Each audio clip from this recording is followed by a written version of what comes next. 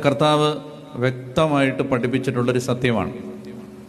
നമ്മൾ എന്ത് പറയുന്നോ അത് നമ്മൾ ആയിത്തീരും. ഒന്ന് ശരിയാവാൻ പോണില്ല, ഇത് നന്നാവാൻ പോണില്ല, നിന്റെ തലവട്ടം കണ്ടേ പിന്നെ ഗുണം പിടിച്ചിട്ടില്ല, ഇങ്ങേരെ കെട്ടിയ പിന്നെ എനിക്ക് ഐശ്വര്യം ഉണ്ടായിട്ടില്ല, ഈ ഇവിടെ വന്നതിന് ശേഷം ഗുണം വന്നിട്ടില്ല, ഇത് നന്നാവാൻ പോണില്ല, ഇങ്ങനെയൊക്കെ പറയുമ്പോൾ ഓർത്തോണം നീ എന്ത് പറയും ആയിത്തീരാൻ പോകുന്നത്.